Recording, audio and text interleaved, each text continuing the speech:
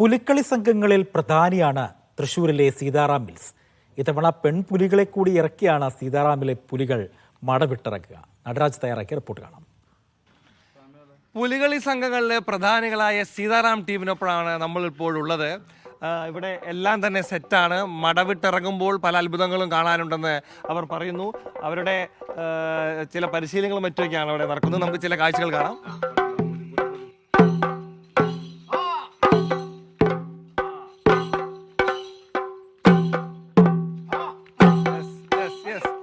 വലിയ ആവേശം തന്നെയുണ്ട്. എത്രത്തോളം ആവേശമുണ്ട് ഇത്തവണ പുലികളിക്ക്?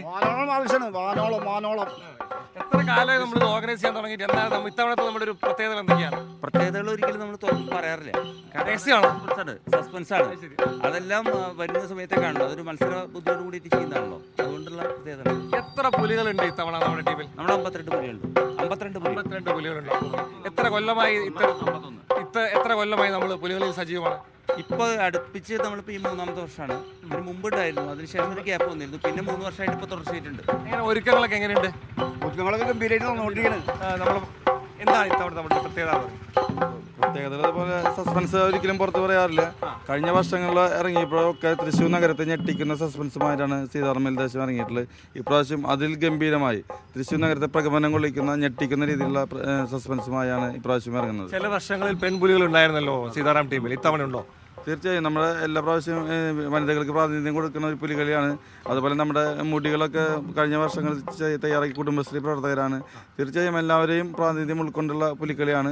പിന്നെ എന്താണെന്ന് വെച്ചാൽ പുലികളിൽ മാത്രമല്ല ടാബ്ലോയിൽ ഉൾപ്പെടെ സസ്പെൻസ് നിറഞ്ഞെടുക്കുന്ന ഈ പ്രാവശ്യത്തെ പ്രത്യേകതയാണ്. ഒരു പുലികൾ നമ്മളൊപ്പം ഈ പുലിയുടെ ചുവട് വെക്കുക എന്ന് പറയുന്നത് നമ്മൾ ഈ കാണുന്ന പോലെ എളുപ്പമല്ലല്ലോ. എന്താണ് അതിൻ്റെ ഒരു താളം? ഓരോ കൊട്ടിനനുസരിച്ചിട്ട് അതിനനുസരിച്ച് താളം വെക്കുക. അതാണ്. പരിശീലനം ഉണ്ടോ അതിന് വേണ്ടി?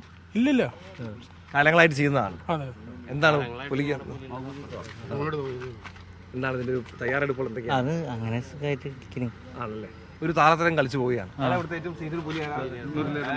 എന്താണ് ഇതിന്റെ ഒരു താളം? ഞങ്ങള് 93 തൊട്ട് ഇറക്കി തുടങ്ങിയില്ല സീതാറാം ദേശത്ത് നിന്ന്. അന്ന് തൊട്ട് പിന്നെ കുറച്ച് ഇടവേളകളൊക്കെ വന്നു. സാമ്പത്തിക ബുദ്ധിമുട്ട് തന്നെ അല്ല, ഇപ്പോൾ ഇപ്പോഴും സാമ്പത്തിക ബുദ്ധിമുട്ട് തന്നെയാണ്. സർക്കാരിൽ നിന്ന് ഇപ്പൊ നമ്മുടെ ടൂറിസം ഇപ്പൊ കഴിഞ്ഞ കൊല്ലത്തെ കാശ് പോലും കിട്ടിയില്ല. ഞങ്ങൾക്ക് ഈ കൊല്ലങ്ങളിൽ കിട്ടാളെ നിങ്ങളൊക്കെ പോലെ ആൾക്കാരൊക്കെ പറയണം. ഇതിന്റെ ഒരു വാദ്യത്തിന്റെയും താളത്തിന്റെ ഒരു പഴമക്കാര് കൊട്ടിയിട്ടുള്ള ആ ശീലം ഇപ്പോഴും ഞങ്ങളുടെ തലമുറകളായിട്ട് പകർന്നു വന്നിട്ടുള്ളതാണ്.